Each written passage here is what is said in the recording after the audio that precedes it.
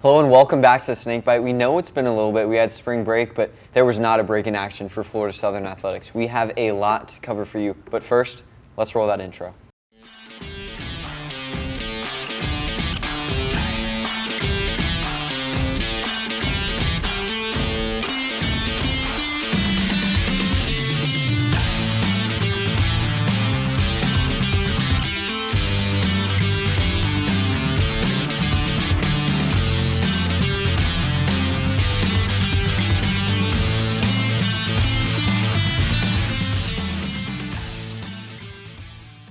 And we have to start off the show with the men's basketball team, as there's a lot to cover, including the team making the South Regional as the 3rd seed.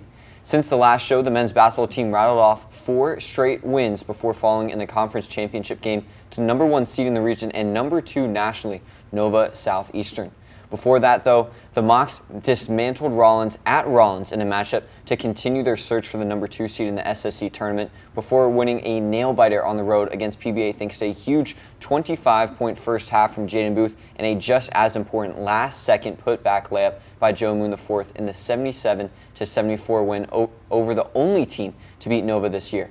The Mocs then played hosting both Rollins and Lynn in the SSC tournament in games defined by second-half resurgences, with the Mocs looking championship caliber in each.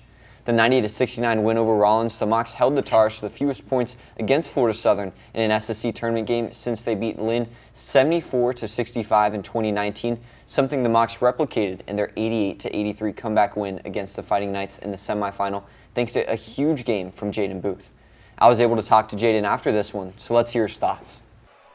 Not only from the free throw line, but also driving in on the perimeter. What went into those tonight? I had to make up for my dumb technical in the first half, man. I got a great group of guys behind me, a lot of dogs, and we're so deserving of a championship, man. And so that's all we were really talking about at halftime is like, this is the next step to get there. And we know we got a big opponent come Sunday, but we knew this was the first step. And so we just needed to do everything we could to get that gold. And you talk about working as a team. We saw big rebounds by Alex. We saw blocks by PG. We saw Joe Moon IV doing Joe Moon IV things. Just talk about the team's effort tonight. Just like you said, they've been doing that all year, dude. And everyone has a role on this team, and they do it to perfection. And tonight was just another example of that. But this is a great group of guys, and we're excited for Sunday. Awesome. Thank you, Jaden. Get ready for Nova tonight. Back to you. The Mocs then made the trip to Nova Southeastern to try to be the first team to beat Nova at home since they did in 2020, 81 home games prior. Unfortunately for the Mocs, Nova showed their strength. The Sharks started storming back late in the first despite huge plays from Booth and the Mocs to get up early, ultimately winning the matchup against the Mocs 103-89 for their NCAA Division II record 81st straight home win. The Mocs will match up against Montevallo in their regional opener, looking to dance their way deep in the tournament this March. The game versus Montevallo will be in Fort Lauderdale and tip off at 12 p.m. Saturday. The baseball team has continued their climb to the top of the Division II rankings as they are now ranked 6th in the nation. Before we all went on spring break, the Mocs took on Barry University in a weekend series where they swept the Buccaneers in what turned out to be a very gritty series win. Mikey Scott and Sean Riley led the Mocs offense to score at least 9 runs in each game. Friday night, Scott walked it off with the RBI single to top off a 9-8 win. The Mocs would handily win the first game of Saturday's doubleheader 13-8. The second game on Saturday would see another walk-off victory as an RBI single by Jevin Relaford capped off a 3-run 9th inning for an 11-10 comeback win. The baseball team would then have a weekend matchup against Roosevelt University, where the Mocs emptied the bench in a 14-3 victory over the Lakers. The baseball team would then take on number 25 Carson Newman in Jefferson City, Tennessee. Friday's game was a 12-inning battle that the Mocs would eventually fall in. The final score to that one was 7-6 Eagles. The Mocs would come out swinging in the first game of Saturday's doubleheader as they rallied 21 hits to rout the Eagles in a 16-5 Mocs victory. However, in the second game, the bats went cold as the Mocs could only put together 1 run in a 3-1 loss. This is the first series loss for the Mocs this year, and they will look back to their winning ways this weekend in St. Pete against Eckerd College. The number 13 men's golf team came out swinging in the Las Vegas Desert Classic, finishing second out of 20 teams, toppling some of the top teams in the country. Leading the way for the Mocs was Tyler Mistretta, the SSC Golfer of the Week, at 7 under, finishing 7th overall, with Freddie Parleby close behind at 6 under and 9th overall. Two more mocks and Burrill and Swartz found their way into the top 20, securing second place finish overall for the mocks over the number 2, number 4, number 6, number 7, and number 8 teams in the country, among other ranked opponents. This came thanks to a -16 round 3, moving up from 6th to 2nd overall place. The Mocs shot 20 under to secure second, just edging out number 7 Lincoln Memorial, who was 19 under, only falling to the number 1 team in the country, Colorado Christian, who shot 28 under. They returned to the green Monday in Valdosta, Georgia, to compete in the first Federal Southeastern Collegiate.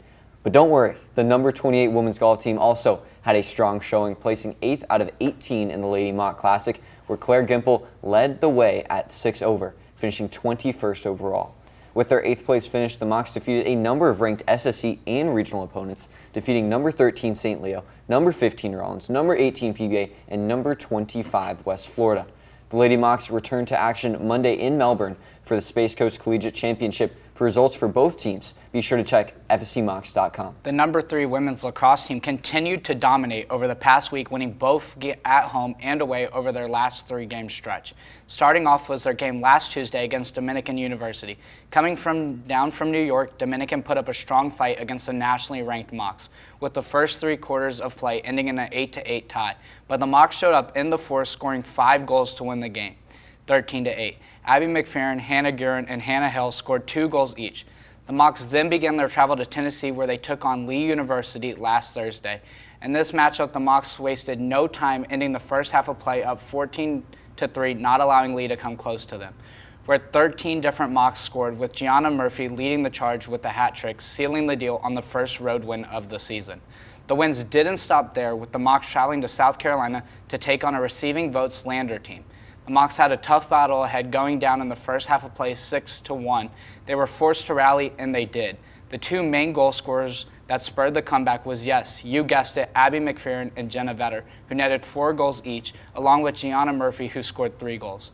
Despite a near comeback by the Bearcats, the Mocs held on to their lead, winning 12-11 and continuing their undefeated season. The Mocs will return to Barron Field to take on the number 7 University of Indianapolis during our filming tonight at 7, hoping to continue their winning ways. The women's and men's track teams traveled again to the University of Tampa to compete in the Tampa Spartans Classic this past weekend.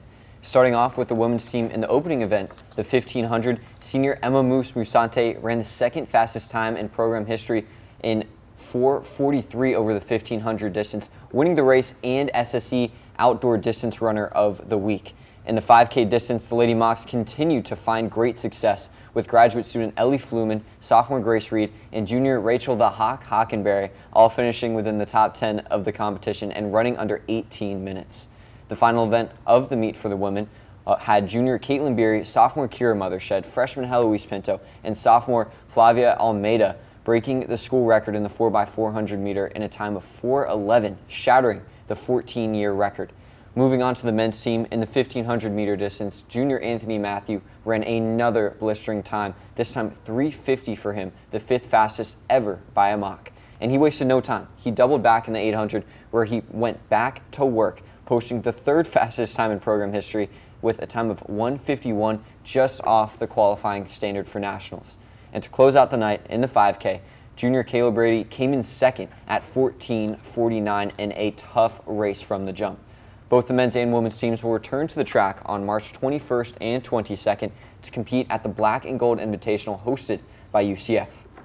The struggles continued for the receiving votes men's lacrosse team. Their tough stretch of play continued in their road trip to North Carolina, taking on receiving votes Belmont Abbey. It was a slow start as they were held scoreless in the first quarter, but they built momentum in the second, scoring 3 goals. Unfortunately, the offensive struggles returned in the third with another scoreless quarter. And unfortunately, you need points to win, and the 2 scoreless quarters proved to be too many as they fell 10-6. The Mocs stayed on the road as they headed to Daytona Beach to face off against the Emory-Riddle Eagles. And this one, the offense was there early, but the Mocs as they built a 3-1 lead after the first quarter. The Eagles turned things around to tie the game at 4 heading into halftime. The third quarter kept the teams even, with each scoring 3 goals apiece before Emory got one more to head to the fourth, up 8-7. Florida Southern looked to rally late with 2 goals just 30 seconds apart to tie the game in the fourth. But a goal by Emory-Riddle with 76 seconds left sealed the Mocs' fate as they lost another one-goal game, losing 10-9. They will look to bounce back this weekend as they take on number 13 Colorado Mesa on senior night. The number 21 men's tennis team has been busy since our last show. In their first match since our last show, they swept Michigan Tech on February 25th before getting a big win over number 15, the University of Charleston, 4-3, with George Russell securing the winning point. After a short break in action, they returned to face Grand Valley State University in yet another down-to-the-wire match, with the Mocs coming up short in this one, losing 4-3. There was no rest for the weary, though, as the Mocs then took on St. Mary's University and Ferris State on back-to-back days.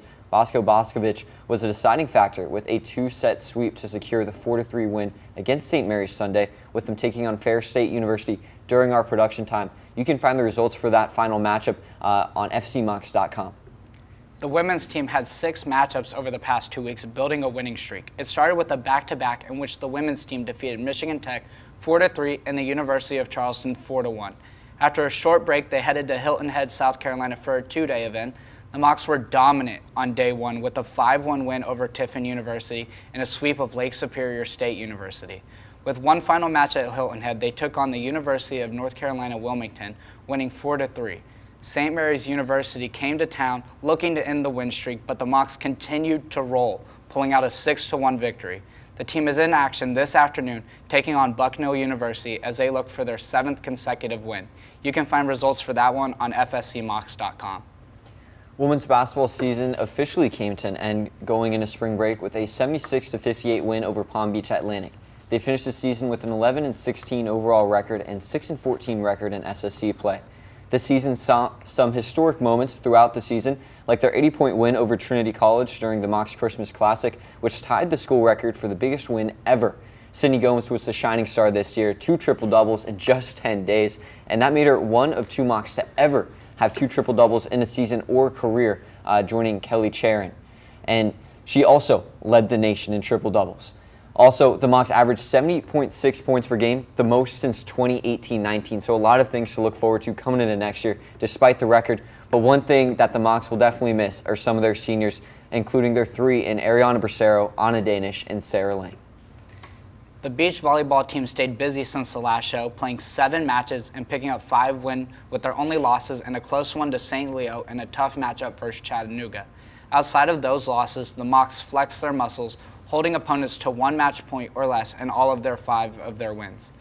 They're back in action on Friday, where they'll look to avenge their loss to St. Leo and St. Pete and take on some other strong teams in Liberty University and Eckerd College. The softball team has had a busy last 2 weeks with 10 games over the stretch, including a 2-game series versus number 6 Wilmington University. The Mocs fell in the first game of the series before walking it off in the second game, thanks to Kayla Hickey dicing in the circle and a huge single by Gabby Young to walk it off in the 7th. The win over number 6 Wilmington was the biggest upset of head coach Mo Triner's tenure thus far, with the Wildcats being the highest-ranked opponent to lose to the Mocs during her time at FSC. The most recent win against a ranked opponent was another walk-off win to end the season last year at home against a number 19 Rollins team. After the win, the Mocs struggled, though, to find similar success, going 1-7 over their next 8 games, getting swept in the 2 SSC series during the stretch by Embry-Riddle and Barry, both of which were away. The Mocs picked up their lone win during the stretch in a split series versus Adelphi at home, and they'll take on Southwest Minnesota State tonight at home. Results are on fcmocs.com, and of course, I'll be on the mic on the SSC Digital Network. And that will be it for the majority of the show today, but we can't forget about the swim teams, and don't worry, we got it written down. There are a number of different swimmers competing at the National Championships, which started on Monday during our production time right now, and they're going all the way through Wednesday. On the men's side for the number 15 men's team, we have Janik Barczyk, Peter Tchaki, Nino Vielon, and Brandon Wilson competing. And for the women, number 23 in the nation, Sam Hunter, Olivia Miles, Alize Pelletier, Elizabeth Sykes, and Vanda Vorashazi qualified. And all of those individuals will be looking for some hardware. But here, Gavin, I think I have one more thing to write down here. It's March Madness. This is the only thing you need for your D2 bracket. FSC wins. Go Mocs. See you next week on the Snakebite.